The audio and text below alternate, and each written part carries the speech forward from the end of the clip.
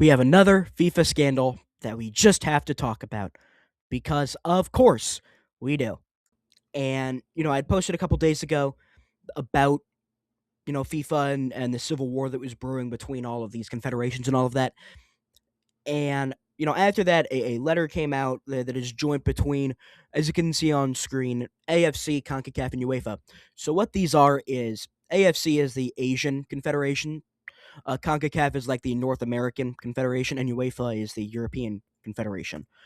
Now, what is interesting about this is out of the 211 member nations in FIFA, if all of these confederations and all the countries in there are against Gianni Infantino, he would be removed from power. He would not be able to win re-election. He would not be able to maintain because their total number is well over the number needed to be more than half of 211. And UEFA and CONCACAF alone is like 96. So, yeah, they have plenty of numbers here.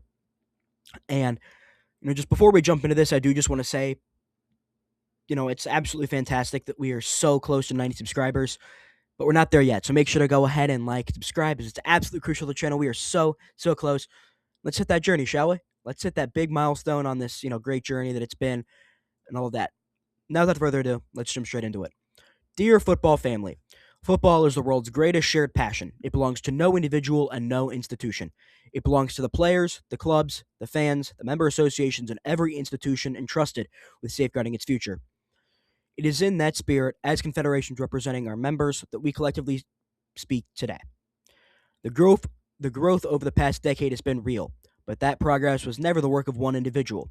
It was the product of FIFA, the confederations, the member associations, and the thousands of people who dedicate their lives to the game. So, just right, before we get into like the bulk of, this letter, it's very clear, like, this is one of those like sneak disses where it's like, but that progress is never the work of one individual, which, side note, you never start a sentence with but. Basically, this kind of sets the tone for what this whole essay basically is going to be, where it is not necessarily calling for Infantino's job, but it is kind of saying that if you don't act the way we want you to, we can get you out of here. And so this is kind of, it's not necessarily like the killing blow, but it's more so like in movies when you see like in those like military movies where you don't shoot the person directly, but you shoot like the ground next to them to let them know, all right, you're in our sights. It's where you have the red dot straight on your forehead. Like it isn't the kill shot, but it is a, all right, you need to like lock in and you need to get it together. And then continuing, the expanded tournaments awarding the 2030 and 2034 World Cups, the distribution of resources to associations, these were shared achievements agreed together, delivered together.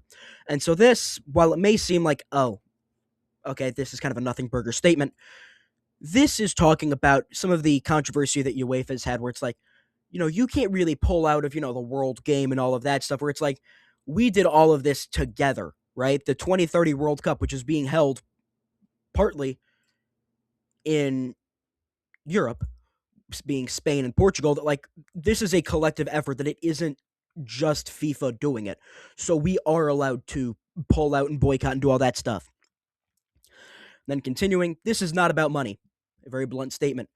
The confederations have called for the responsible distribution of FIFA's vast existing reserves to further strengthen investment in the development of member associations. This is kind of a nothing burger again, where you have kind of talking about the threat of the 15 million euros that apparently if some nations didn't back Infantino and all of that, this could go out. Nor is it about any member association losing the support it has earned, despite the fear-mongering directed at our membership to suggest otherwise. So this is basically what I had just said, that we have the reports coming out. So this is also saying that Infantino was like fear-mongering nations and threatening to withhold funds. And this also reads to me a little bit, at least, that the report of kind of blackmail that the Jordanian FA, I believe, was kind of proposing, that like, Infantino's basically holding us ransom at points where it's like he has some dirt on us and he's blackmailing us.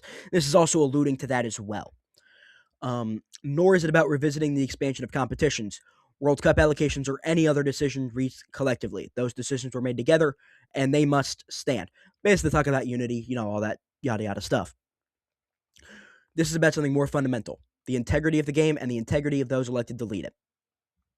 I don't think you need me to tell you specifically what's going on here, but if you haven't seen, the previous video, basically this is just about, Gianni Infantino, a leaked proposal that he was going to plan where FIFA would make a separate corporation about them and sell off a stake of the World Cup to make money, like billions of dollars, and kind of basically selling the game, and this is basically calling that out. Leadership in football is not a possession. It is not about holding or demanding power to be held. It is a duty of service to the football family that entrusts it. Yes. I mean, it's one of those things where it's like you have the rant or the monologue from Rebecca Welton in Ted Lasso where it's like, these are technically our teams, but they are the fans' organizations. We just happen to run them. Where it's not necessarily yours, you just are in control of it. When trust is broken through deception, when an individual places himself above the collective that entrusted him with authority, that duty has been abandoned. Yeah. I mean, it's the way that Gianni Infantino has been moving, where, I mean, this is not the first time he's tried proposing one of these plans, where I believe it's been 2 other instances where he's tried to sell off a stake of the World Cup. This was just the worst attempt at it. And, UEFA is not happy with the overall not taking ownership of it and just saying that, the communication for it was wrong. And it's going to talk about that a little bit later, but not necessarily taking ownership, right? FIFA's recent letter to its vice presidents and 211 member associations acknowledges mistakes were made in the process. It treats this as a failure of communication when what football witnessed was a failure of judgment. I will say this: if I was the person writing this, I would have to, hit a quick emote because that's kind of a banger. I'm not going to lie. That is, you just straight yammed on him. That is, you just, in basketball terms, you just baptized him, where you just detonated an explosive dunk on him. I mean, they are dunking on Infantino. We are going to see more of this. A proposal advanced on a compressed timeline without meaningful consultation and pushed towards a deadline before member associations could properly review its terms is not the product of an oversight. It is the product of a design intended to limit scrutiny. Yes, this is an instance of Gianni Infantino basically just trying to, very similar to how he had the very quick proposal for the 2034 World Cup, where it's like he had to get it in like no time just so he could give it to Saudi Arabia. Like, it's another one of those things where it's like he's compressing the time to where it limits the amount of actual research, insight, and all of that you could actually get to get what he wants. And, furthering, on this, it did not acknowledge that the proposal itself was inherently wrong. It is saying that, well, the process in which we did it was wrong, but what we did wasn't wrong. Your Honor, I apologize that the way that I robbed the bank was wrong. I'm sorry about that. Can we just focus that, yes, the process I robbed the bank was wrong?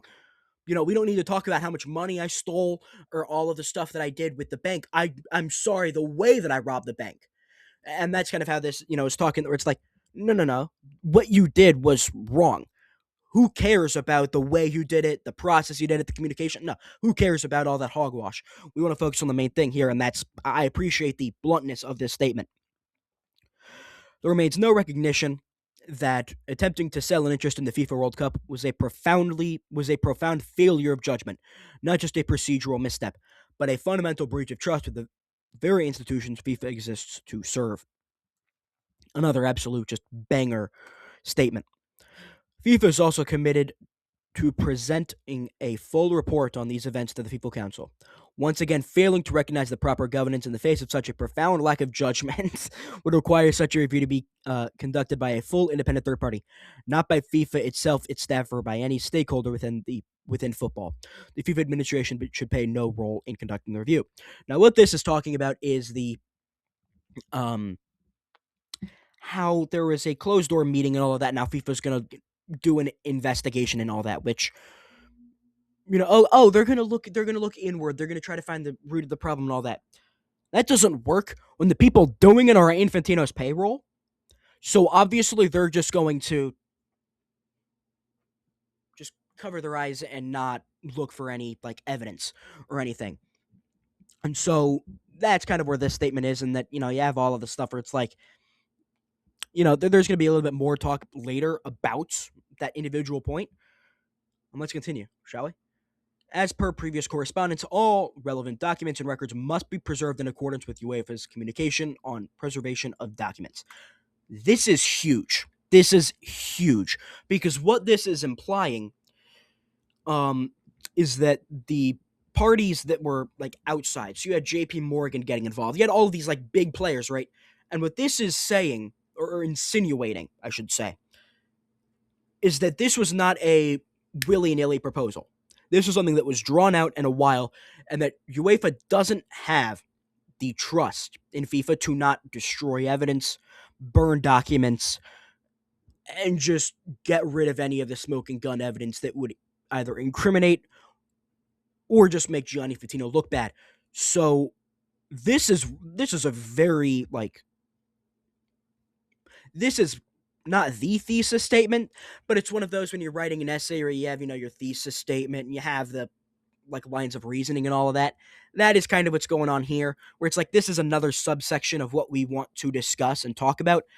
That we don't have trust in FIFA to operate as a proper entity, and that there were outside forces that had a direct influence on the decision making of it and how that kind of leads into corruption. And sticking with FIFA, FIFA's own letter also confirms that only one elected official was present at the leadership meeting in Morocco. No FIFA council members or member associations were invited to participate. Only the management committee, composed of FIFA employed senior staff, was present.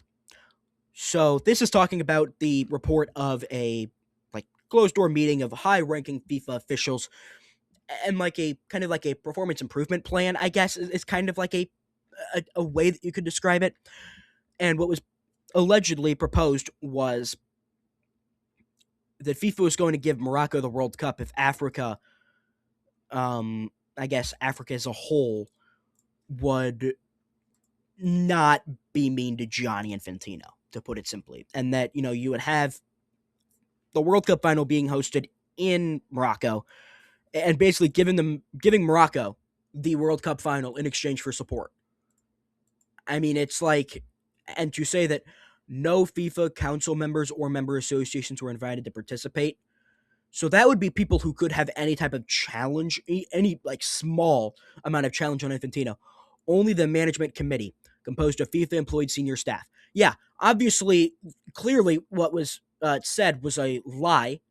If this, if this letter was accurate, because no, duh, the management committee that is composed of FIFA employed senior staff is going to disagree with Gianni Infantino. That'd be the same thing. It would be the exact same thing as if I am working at like if I am the general manager of it like a McDonald's, right? That'd be the same thing as if I invite all of my fry cooks to a meeting to improve my performance. Obviously, they're not going to, contradict me, because if they go against what I'm saying, I'm just going to fire them. So obviously, this is a clear conflict of interest. This recent meeting, where a select number of members of the FIFA Management Committee, not the full committee, were summoned abroad, rather than leadership going to Zurich to address the heart of FIFA. Its staff only reinforces the concerns and represents a continuation of their very pattern of conduct that brought us to this moment. It is not the conduct of a custodian of the game, but of one who believes the game is answerable to him. This is another absolute, like, slam dunk, just rage baiting tactic. Because Infantino has a very large ego, where, you have the report of him before the World Cup wanting the same treatment as the Prime Minister of Canada, where it's like for regards to security and notoriety and all that stuff. This is going after his ego. They really didn't need to include this. This is just this is just rage baiting him a little bit, and I love it. There is silence where there should be accountability, distance where there should be openness. Now, that is kind of an Instagram caption, but again, talking about how, you don't have the Like, all right, this proposal sucked. We're sorry that we proposed it, and we won't propose something like that again. That is not what happened. This is calling that okay. Basically, they just said, "Oops, the communication wasn't great. We still were proposing a terrible thing. It's just that the way we went about doing it wasn't great." These are not the qualities football deserves in its leadership. That is why we have taken this stance, not lightly and not alone, but together, and out of duty to the game we serve. This is another one of those just trying to plant the seeds of disbelief amongst people in terms of like Gianni Infantino and all of that. And so I think that's another banger statement. Football's strength has always been its unity. We call for that unity to be honored now, for leadership that serves football, not seeks to command it. And then you have you know, all the people who were, in charge of getting this put together. But so this is not necessarily like a vote of no confidence or anything like that. It is more so a idea that we're going to kind of that we're going to keep our finger on the trigger, and we're just going to keep focusing. We're going to keep our foot on the gas, and that we're not going to like stop. We're not going to relent. We're not going to do any of that stuff. And so that's kind of what it's talking about a little bit. And so moving on now to the next headline that broke today, we have Gianni Infantino receiving more support, and this is the headline according to Bleacher Report, that he received support from 6 Arab federations amid the fallout of this. The countries that are the countries that are backing him are Morocco. Shocking, absolutely shocking when it was reported that he had like basically offered Morocco the World Cup final if they agreed with him. Qatar, again, not a surprising one, because if you would have asked anybody if Qatar should be hosting a World Cup, the answer would be no. And then the other countries are Egypt, Lebanon, Sudan, Mauritania. Those are all the countries backing Gianni Infantino now. And what you notice with these nations is Morocco has something to gain by backing Infantino. Qatar had something to gain. Egypt has something to gain. Mauritania has something to gain. Lebanon, Sudan, all of these countries have something to gain because of Gianni Infantino. And I think that this only furthers the idea that the letter had proposed, or it's like, yeah, Infantino is going to use the influence he has in regards to money, funds, because you can't possibly tell me that 15 million euros is the same to Morocco and to Egypt as it is to Sudan and Mauritania, like, and even to a lesser extent Lebanon. Like, these countries, while they aren't the richest, that money means something. And I think that that is where you get the greed coming in, where you get the, let's just, if the countries don't want to support us, we don't have to give them money. But if they do, like that's where it's like basically buying support, and that just furthers the corruption. But I think that that's all the latest up-to-date news about it. Though, knowing how this whole saga is trending, tomorrow we're going to have UEFA launching a nuke at Gianni Infantino, or just some crazy, outlandish thing that continues on in the saga. But we have reached the end of today's video. Make sure to go ahead once again to like and subscribe. It's absolutely crucial to the channel. This has been the Scoop with Coop. I'm, of course, Coop, and until next time, so long, everybody.